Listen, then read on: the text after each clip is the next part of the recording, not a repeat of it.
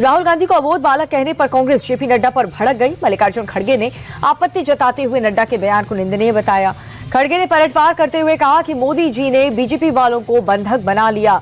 BJP Modi की बंधुआ मजदूर बन गई है। खड़गे ने सरकार पर लोकतंत्र को कुचलने का आरोप लगाया और ये लोग नेहरू इंदिरा को भी बदनाम कर रहे हैं।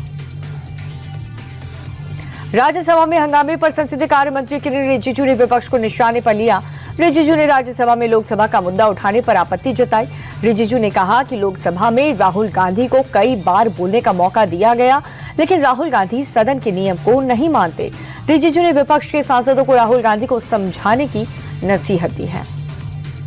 अमेरिका से ट्रेड डील में किसानों के हित पूरी तरह से सुरक्षित है। केंद्रीय कृषि मंत्री शिवराज सिंह चौहान ने ये बात स्पष्ट कर दी है। अमेरिका डील से अनाज, मिलेट्स और साथ ही प्रमुख फलों के लिए बाजार नहीं खुलेंगे।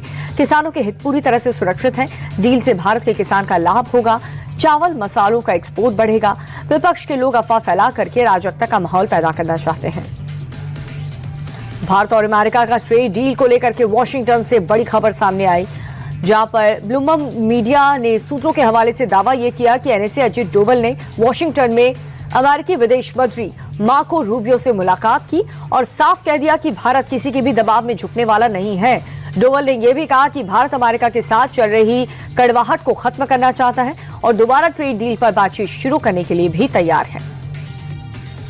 विदेश मंत्री एस जयशंकर इस समय अमेरिका दौरे पर हैं। यूएस के साथ ट्रेड डील को लेकर के वॉशिंगटन में उन्होंने एक बड़ा बयान दिया। एस जयशंकर ने कहा कि ट्रेड डील के मसौदे को आखिरी रूप दिया जा रहा है।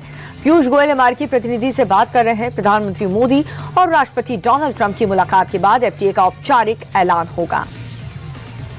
केंद्रीय मंत्री अमित शाह आज शाम 3 दिवसीय जम्मू कश्मीर दौरे पर जम्मू कश्मीर पहुंचेंगे और लोक भवन में राजनीतिक नेताओं के साथ बैठक भी करेंगे।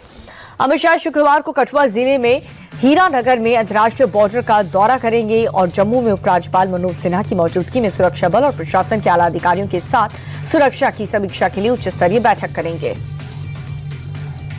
यूपी में चाइनीज मांझे से हो रही दुर्घटनाओं पर मुख्यमंत्री योगी आदित्यनाथ ने संज्ञान लिया।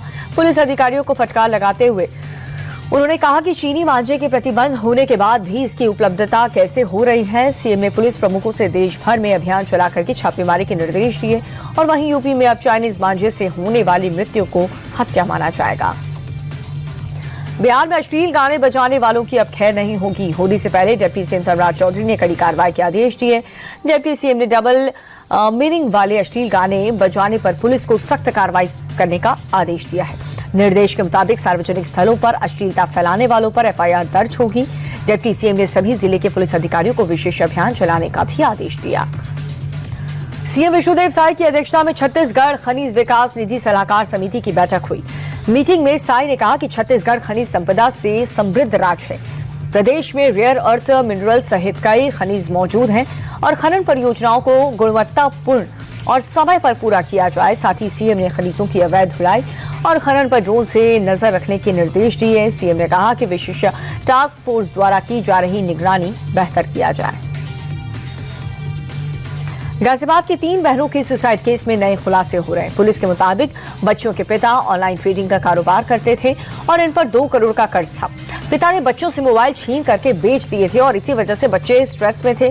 तीनों बहनों को कोरियन गेम की लत थी और इसी की लत में उन्होंने खुदकुशी कर ली। फिलहाल पुलिस ने बहनों को मोबाइल फोरेंसिक जांच के लिए भेज दिए हैं। अमित शाह के जम्मू कश्मीर दौरे से पहले उधमपुर में सेना ने जैश ए मोहम्मद के 2 आतंकवादियों को मार गिराने में कामयाबी पाई है। सुरक्षा बलों के साथ मुठभेड़ में घायल दोनों पाकिस्तानी आतंकवादी एक गुफा में छिपे थे, जिसे सुरक्षा बलों के जवानों ने ग्रेनेड से विस्फोट कर उड़ा दिया। मारे गए आतंकवादियों में एक जैश का टॉप कमांडर अबू मावी था, जबकि दूसरे का नाम जब्बार। सुरक्षा बलों ने आतंकवादियों के पास से M4 कार्बाइन, AK-47 और भारी मात्रा में गोला बारूद भी बरामद किया है।